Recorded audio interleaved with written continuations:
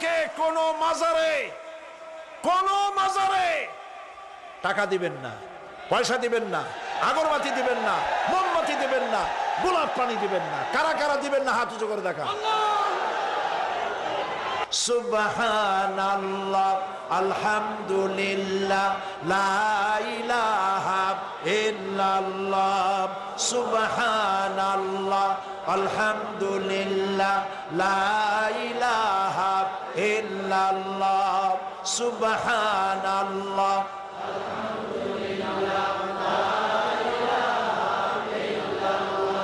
লা ইলাহা ইল্লাল্লাহ, মুহাম্মাদুর রাসূলুল্লাহ।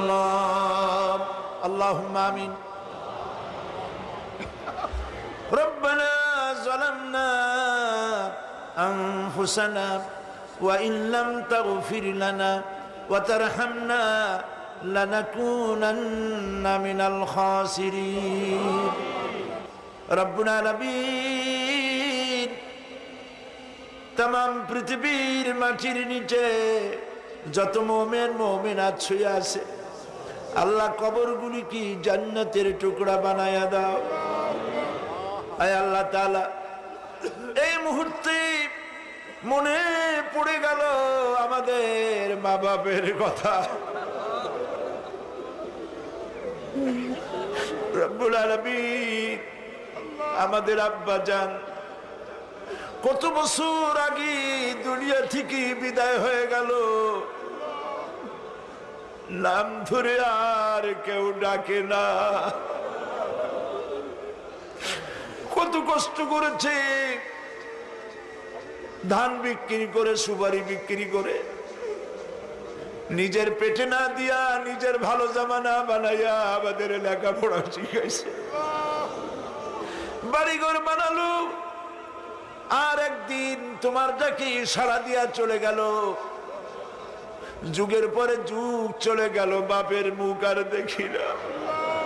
আল্লাহ তাআলা, আমাদের আব্বা জান যাদের দুনিয়া থেকে বিদায় হয়ে গেছে,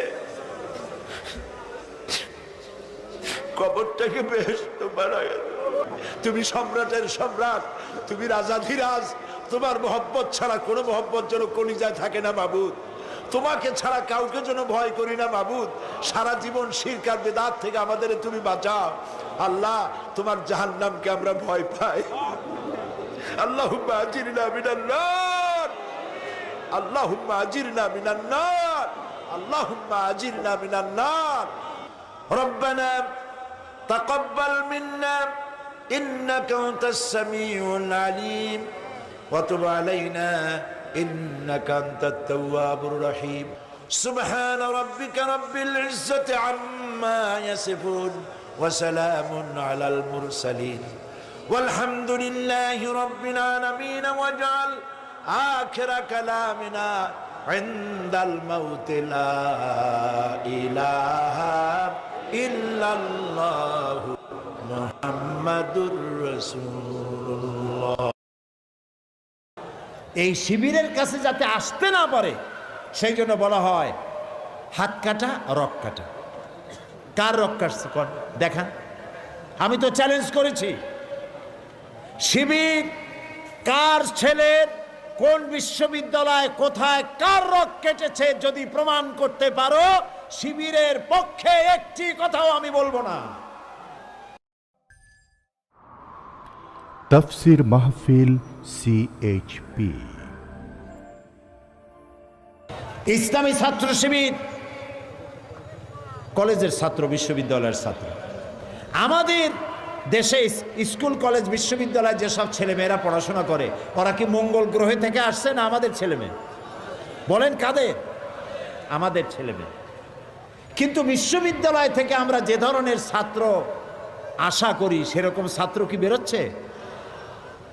সেরকম বেরোচ্ছে না। অর্থাৎ কেউ সন্ত্রাসী হচ্ছে, কেউ মাস্তান হচ্ছে, কেউ চাঁদাবাজ হচ্ছে। দোষ তো আমাদের ছেলেদের না, দোষ হচ্ছে সিস্টেম অফ এডুকেশন, লেখাপড়া শিক্ষা পদ্ধতির দোষ। এই যে দেখুন, এতক্ষণ যা বললাম, কথা তো বোঝা লাগবে আপনাদের নাকি? বোঝা লাগবে না? এতক্ষণ যে কথাগুলি বললাম, এই রসুলের জীবনী যদি কলেজ বিশ্ববিদ্যালয়গুলি পড়ানো হতো তাহলে আমাদের ছেলেগুলি ভালো হইতো কিনা বলেন? এই কোরআন শরীফ ক্লাস 1 থেকে শুরু করে মাস্টার ডিগ্রি পর্যন্ত যদি কোরআন শরীফ শেখানো হইতো, বাধ্যতামূলক অর্থ এবং ব্যাখ্যা সহকারে যদি শেখানো হতো, তাহলে ভালো ভালো ছেলেপেলে হইতো না? কি বলেন, হতো না? এই শিবিরের কাছে যাতে আসতে না পারে সেই জন্য বলা হয় হাত কাটা রক কাটা। কার রক কাটছে দেখান। আমি তো চ্যালেঞ্জ করেছি, শিবির কার ছেলের কোন বিশ্ববিদ্যালয় কোথায় কার রক কেটেছে যদি প্রমাণ করতে পারো, শিবিরের পক্ষে একটি কথাও আমি বলবো না। কাজী বাজে কথা বলে কোনো লাভ নাই। এই সব কথা বলে ইসলামী আন্দোলনকে ঠেকানো যাবে না। ঠেকানো যাবে না। যতই এই যে 15 দল 20 দল 22 দল একসাথে হচ্ছে না ভাই, বড় বড় এক একটা শূন্য, 0 + 0 + 0 + 0 from Khulna to Dhaka is equal to কত? একটা বিগ জিরো। এই সব বামেদের নেতারা, যত নেতা আছে, আমি চ্যালেঞ্জ করলাম, নিজের জন্মভূমিতেও যদি দাঁড়ায় 100% জামানত বাজেয়াপ্ত হবে, একটাও পার্লামেন্টের সদস্য হতে পারবে না। কাজী এগুলি